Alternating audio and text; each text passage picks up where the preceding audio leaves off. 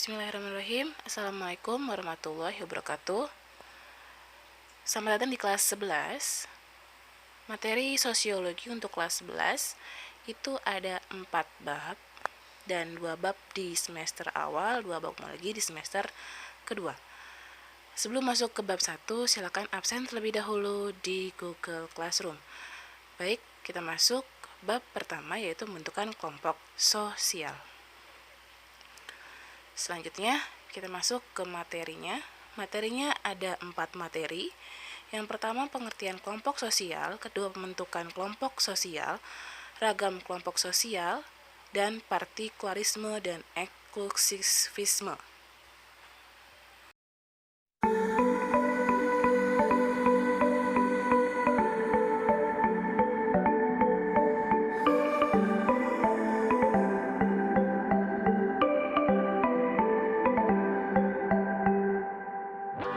It's been about 25 years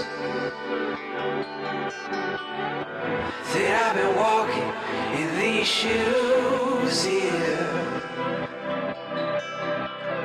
Sometimes we're hard, sometimes we're good. I fell in love, never thought I would.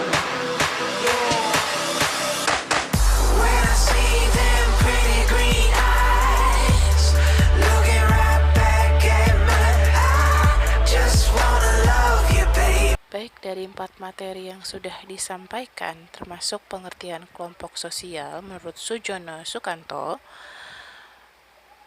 materi yang pertama, materi yang berikutnya yaitu pembentukan kelompok sosial. Ada 7, tadi sudah disebutkan ya.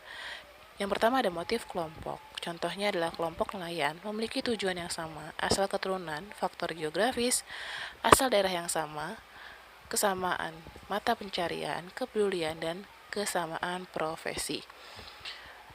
Maksud itu semua adalah salah satu contoh dari motif kelompok. Motifnya adalah sama-sama kelompok nelayan, mempunyai tujuan yang sama, asal keturunan yang sama, kemudian faktor geografisnya, tinggalnya di pantai, kesamaan mata pencariannya yaitu nelayan, kepedulian, dan kesamaan profesi sebagai nelayan atau petani nelayan.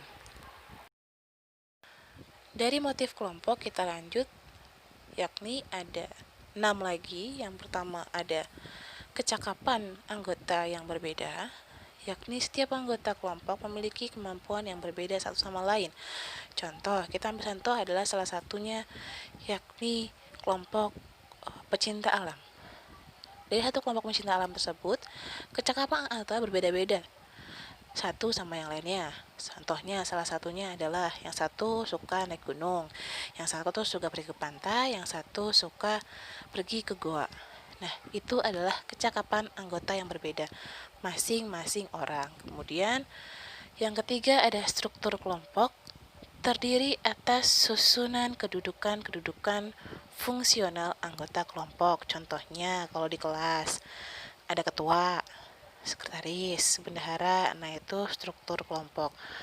Selanjutnya ada tumbuhnya sikap perasaan in group, memiliki berarti ya, memiliki, sikap memiliki. Gue ada di pencinta alam nih, berarti bisa nih ya untuk memiliki rasa memiliki bagaimana saya berada di kelompok tersebut. Kemudian yang kelima ada solidaritas atau ikatan kebersamaan. Harus solid. Solid dalam artian bagaimana menyikapi dia sebagai seorang ketua, sebagai seorang sekretaris, sebagai seorang bendahara. Nah, itu adalah solidaritas atau ikatan kebersamaan. Selanjutnya, penerapan norma-norma kelompok secara tegas. Maksudnya jika ada anggota kita atau anggota kelompok dalam berbagai situasi dan kondisi, kita harus mengatur, harus berlaku norma, harus berlaku tegas dalam menyikapi sikap-sikap anggota kita satu sama lainnya. Kemudian internalisasi norma terjadi apabila kesadaran dari para anggota kelompok untuk mematuhi norma kelompok sebagai norma-norma sendiri. Oke, ini adalah pertemuan pertama kita. Mungkin pertemuan pertama gak usah pakai perkenalan, karena udah kenal, kalian udah kelas 11. Selanjutnya, pertemuan berikutnya kita bahas materi yang tinggal 2 materi lagi, yakni ragam kelompok sosial, parikularisme, dan eksklusivisme. Nah, mungkin kalian ada yang mau bertanya nanti, boleh di kolom komentar, atau mungkin ingin di Google Classroom, silakan. Tapi di Google Classroom juga nanti ada tugas dari saya untuk bab pertama. Baik, terima kasih. Wassalamualaikum warahmatullahi wabarakatuh.